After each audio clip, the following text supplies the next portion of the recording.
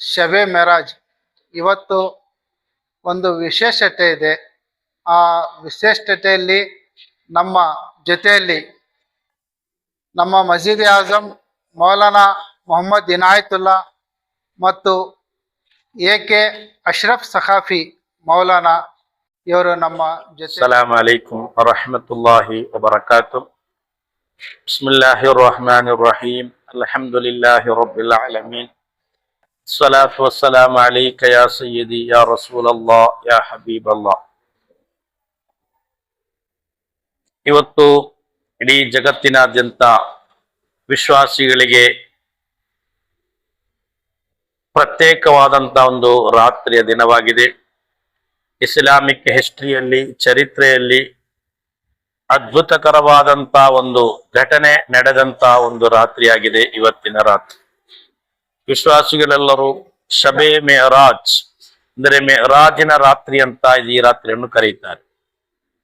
ಹುಜೂರೆ ಅಕ್ರಮ್ ಸಲ್ಲಲ್ಲಾಹು ಅಲೈಹಿ ವಸಲ್ಲಂ ರವರು ಸಣ್ಣದಾದಂತ ಹ್ರಸ್ವವಾದಂತ ಒಂದು ಅವಧಿಯಲ್ಲಿ ಪವಿತ್ರವಾದ ಮಕ್ಕಾದಿಂದ ಬೈತುಲ್ ಮಖದ್ದಸ್, ಅಲ್ಲಿಂದ 7 ಆಕಾಶಗಳು ದಾಟಿ ಒಂದೇ ರಾತ್ರಿಯಲ್ಲಿ ಪ್ರಯಾಣ ಹೊರಟಂತ ಒಂದು ಅದ್ಭುತಕರವಾದಂತ ಒಂದು ಘಟನೆ ಇಸ್ಲಾಮಿಕ್ ಚರಿತ್ರೆಯಲ್ಲಿ ನಡೆದಂತ ಒಂದು ದಿನವಾಗಿದೆ ಈ ಪವಿತ್ರವಾದ ಶಬೆ ಮೆಹರಾಜ್.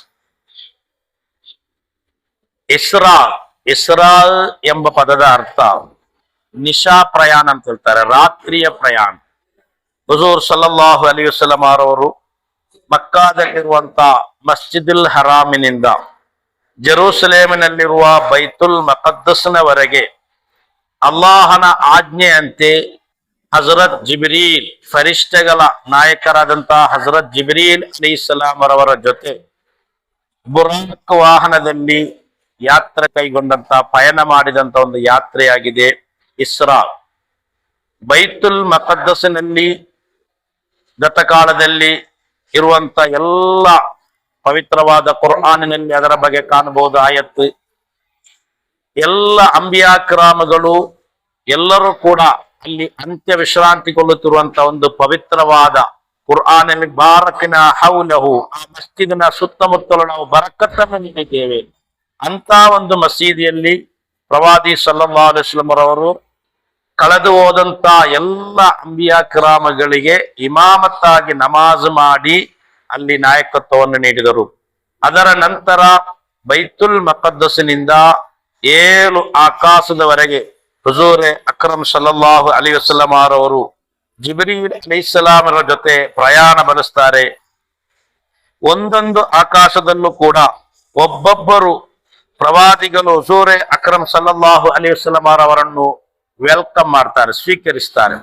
1ನೇ ಆಕಾಶದಲ್ಲಿ ಹಜರತ್ ಆದಮ್ ಅಲೈಹಿಸ್ಸಲಾಂ, 2ನೇ ಆಕಾಶದಲ್ಲಿ ಹಜರತ್ ಈಸಾ ಅಲೈಹಿಸ್ಸಲಾಂ ಮತ್ತು ಯಹ್ಯಾ ನಬಿ ಅಲೈಹಿಸ್ಸಲಾಂ, 3ನೇ ಆಕಾಶದಲ್ಲಿ ಹಜರತ್ ಯೂಸುಫ್ ನಬಿ ಅಲೈಹಿಸ್ಸಲಾಂ, 4ನೇ ಆಕಾಶದಲ್ಲಿ ಹಜರತ್ ಇದ್ರೀಸ್ ಅಲೈಹಿಸ್ಸಲಾಂ, 5ನೇ ಆಕಾಶದಲ್ಲಿ ಹಜರತ್ ಆರೂನ್ ನಬಿ ಅಲೈಹಿಸ್ಸಲಾಂ, 6ನೇ ಆಕಾಶದಲ್ಲಿ ಮೂಸಾ ನಬಿ ಅಲೈಹಿಸ್ಸಲಾಂ, 7ನೇ ಆಕಾಶದಲ್ಲಿ ಹಜರತ್ ಇಬ್ರಾಹಿಂ ನಬಿ ಅಲೈಹಿಸ್ಸಲಾಂ. 7 ಆಕಾಶದಲ್ಲೂ ಕೂಡ ಪ್ರವಾದಿ ಮೊಹಮ್ಮದ್ ಮುಸ್ತಫಾ ಸಲ್ಲಲ್ಲಾಹು ಅಲೈಹಿ ವಸಲ್ಲಂ ಅವರು ಒಬ್ಬೊಬ್ಬರು ಕಳೆದು ಹೋದಂತ ಒಬ್ಬೊಬ್ಬರು ನಬಿಗಳು, ಹುಜೂರುಗಳು ಅವರನ್ನು ವೆಲ್ಕಮ್ ಮಾಡ್ತಾರೆ, ಸ್ವೀಕರಿಸ್ತಾರೆ. ಅಲ್ಲಿಂದ ಆ ಕಡೆ ಬೈತುಲ್ ಮಅಮೂರ್ ಎಂಬುದು ಬಾಣಲೋಕದ ಅಂಬಿಯಾಗಳು ಮತ್ತು ಮಲಕುಗಳು ಪ್ರದರ್ಶನಗೈಯುವ ಕೇಂದ್ರ. ಪ್ರತಿದಿನ ಅಲ್ಲಿಗೆ 70,000 ಮಲಕುಗಳು ಬರ್ತಾರೆ ಅಲ್ಲಿ ಪ್ರದಕ್ಷಿಣೆಗೈಯಲು. ಆ ಒಮ್ಮೆ ಬಂದ 70,000 ಮಲಕುಗಳು, ಫರಿಷ್ಠೆಗಳು ಇನ್ನೊಮ್ಮೆ ಬರಲ್ಲ. ಆ ರೀತಿಯಾಗಿದೆ ಅದರ ಲೆಕ್ಕ. ಪ್ರವಾದಿ ಸಲ್ಲಲ್ಲಾಹು ಅಲೈಹಿ ವಸಲ್ಲಂ ಅವರು ಬಹರುನ್ ನೂರ್ ಎಂಬ ವಿಶೇಷವಾದ ಪ್ರಕಾಶವನ್ನು ದರ್ಶಿಸಿದರು. ಅಲ್ಲಿ ನಬಿ ಸಲ್ಲಲ್ಲಾಹು ಅಲೈಹಿ ವಸಲ್ಲಂ ಅವರೇ ಅಲ್ಲದೆ ಬೇರೆ ಯಾರು ಕೂಡ ಪ್ರವೇಶಿಸಲಿಲ್ಲ. ಆ ಸಂದರ್ಭದಲ್ಲಿ ತಕದ್ದಮ್ ಯಾ ಹಬೀಬಿ ಲಾ ತಖಫ್, ಹಜರತ್ ಜಿಬ್ರೀಲ್ ಅಲೈಹಿಸ್ಸಲಾಂ ಹೇಳ್ತಾರೆ, ಓ ಪ್ರವಾದಿಯವರೇ, ಇಲ್ಲಿ ತನಕ ಮಾತ್ರ ನನಗೆ ಅನುಮತಿ ಇರೋದು, ಇದರ ಆ ಕಡೆ ನೀವು ಒಬ್ಬಂಟಿಗರಾಗಿ ಮುಂದೆ ಹೋಗ್ಬೇಕು. ಇದರ ಆ ಕಡೆ ಹಜರತ್ ಜಿಬ್ರೀಲ್ ಅಲೈಹಿಸ್ಸಲಾಂಗೆ ಕೂಡ ಅಲ್ಲಿ ಪರ್ಮಿಷನ್ ಇಲ್ಲ.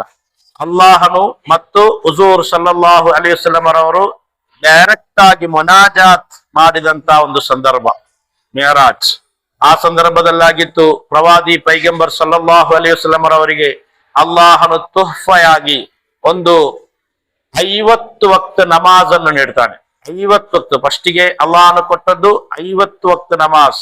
ತಮ್ಮ ಉಮ್ಮತ್ತುಗಳು ಒಂದು ದಿನದಲ್ಲಿ 50 ವಕ್ತ ನಮಾಜ್ ಮಾಡ್ಬೇಕಂತ ಹೇಳಿ ಹುಜೂರ್ ಸಲ್ಲಲ್ಲಾಹು ಅಲೈಹಿ ವಸಲ್ಲಂ ಅವರಿಗೆ ಒಂದು ತುಹ್ಫ ಕೊಡ್ತಾರೆ. ಆಗ ಪ್ರವಾದಿಯವರು ಅದನ್ನು ತೆಗೆದು ವಾಪಸ್ ಬರ್ತಾರೆ. ಆ ಸಂದರ್ಭದಲ್ಲಾಗಿತ್ತು ಅಲ್ಲಿ ಮೂಸಾ ಅಲೈಹಿಸ್ಸಲಾಂ ರನ್ನು ಕಾಣುವುದು ಎಡೆಯಲ್ಲಿ. ಆಗ ಮೂಸಾ ಅಲೈಹಿಸ್ಸಲಾಂ ಓ ಪ್ರವಾದಿಯವರೇ, ತಮ್ಮ ಉಮ್ಮತ್ತಿಗೆ ಖಂಡಿತವಾಗಿ ಒಂದು ದಿನದಲ್ಲಿ 50 ವಕ್ತ ನಮಾಜ್ ಮಾಡ್ಲಿಕ್ಕೆ ಸಾಧ್ಯವಿಲ್ಲ, ಆದ್ದರಿಂದ ತಾವು ಅದನ್ನು ಕಡಿಮೆ ಮಾಡ್ಲಿಕ್ಕೆ ಹೇಳ್ಬೇಕು.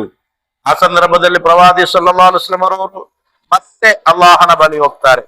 ಹಾಗೆ ಚರಿತ್ರೆಯಲ್ಲಿ ಕಾಣಬಹುದು 9 ಬಾರಿ ಆ ರೀತಿ ಹೋಗಿದ್ದಾರೆ. ಕೊನೆಗೆ 5 ವಕ್ತ ನಮಾಜ್. ವಿಶ್ವಾಸಿಗಳು ಗಮನಿಸಬೇಕಾದಂತ ಒಂದು ವಿಷಯವಾಗಿದೆ. 50 ವಕ್ತ ಇದ್ದಂತ ನಮಾಜನ್ನು ಅಲ್ಲಿ ಹಜರತ್ ಮೂಸಾ ಅಲೈಹಿಸ್ಸಲಾಂ ಅವರ ಸಹಾಯದಿಂದ ನಮಗೆ 5 ವಕ್ತ ನಮಾಜ್ ಆಗಿ ಸಿಕ್ಕಿತ್ತು. ಇವತ್ತು ಪ್ರೀತಿಯ ಮುಫ್ಮಿನಿಗಳೇ, ನಮಾಜಿನ ಒಂದು ವಾರ್ಷಿಕ ದಿನ ಅಂತ ಹೇಳ್ಬೋದು. ಈ ಒಂದು ಸಂದರ್ಭದಲ್ಲಿ ಇಡೀ ನಮ್ಮ ವಿಶ್ವಾಸಿಗಳಿಗೆ ಸಮಾಜಕ್ಕೆ ಒಂದು ವಿಶೇಷ ಮನವಿ ಅಂತ ಹೇಳಿದರೆ, ನಾವು ಎಷ್ಟೇ ಬ್ಯುಸಿ ಇದ್ದರೂ, ಎಷ್ಟೇ ದೊಡ್ಡ ಪರ್ಸನ್ ಆದರೂ ಕೂಡ ನಮಗೆ ಸರ್ವಸ್ವವನ್ನು ನೀಡಿದ ಅಲ್ಲಾಹನ ಮುಂದೆ ಅವನು 24 ಗಂಟೆಗಳನ್ನು ನಮಗೆ ನೀಡಿ ಕೇವಲ ಒಂದು 5 ವಕ್ತ ನಮಾಜ್ ಮಾತ್ರ ನಮ್ಮಲ್ಲಿ ಮಾಡ್ಲಿಕ್ಕೆ ಹೇಳ್ತಾ ಇದ್ದಾನೆ. 5 ವಕ್ತ ನಮಾಜ್ ಮಾಡ್ಲಿಕ್ಕೆ 24 ಗಂಟೆಯಲ್ಲಿ ಕೇವಲ ಒಂದು 20 ನಿಮಿಷ ಸಾಕು. ಅದು ಕೂಡ ಇವತ್ತು ನಮಗೆ ಸಿಗುತ್ತಾ ಇಲ್ಲ. ನಮ್ಮ 4 ದಿಕ್ಕುಗಳಲ್ಲೂ ಕೂಡ ಮರಣಗಳು ಸಂಭವಿಸ್ತಾ ಇದೆ. ಅದೇ ದಾರಿಗೆ ನಾವು ಕೂಡ ನಾಳೆ ಹೋಗ್ಬೇಕಾಗ್ತದೆ. ಆದರೆ ಮನುಷ್ಯನಾದ ವಿಶ್ವಾಸಿಗಳಾದ ನಮಗೆ ಆ ಒಂದು ಅದರ ಅಹಮಿಯತ್ ಇನ್ನೂ ಕೂಡ ನಮಗೆ ಬಂದಿಲ್ಲ ಅಂತ ಕಾಣ್ತಾ ಇದೆ. ಆದ್ದರಿಂದ ಪ್ರೀತಿಯ ಮುಫ್ಮಿನಿಗಳೇ, ಈ ಒಂದು ಶಬೆ ಮಿರಾಜ್ ಬಹಳ ಇಬಾದತ್ತಿಗಾಗಿ ನಾವು ಮೀಸಲಿಡಬೇಕು. ಈ ಒಂದು ರಾತ್ರಿಯಲ್ಲಿ ಎಲ್ಲಾ ಮಸೀದಿಗಳಲ್ಲಿ ಜಾಗರಣೆ ಮಾಡಿ ತಸ್ಬೀಗಳು, ದಿಕ್ರುಗಳು, ನಮಾಜ್ಗಳು, ನಾಳೆ ಒಂದು ರೋಜಾ ಕೂಡ ಹಿಡಿಯಲು ನಿಮಗೆ ಸುನ್ನತ್ತಿದೆ. ಆ ರೀತಿ ಇಬಾದತ್ತಿನಿಂದ ನಮ್ಮ ಲೈಫ್ ಸಂಭ್ರಮವಾಗ್ಬೇಕು. ಇಬಾದತ್ತಿನಲ್ಲಿ ಲಜ್ಜತ್ ನಮಗೆ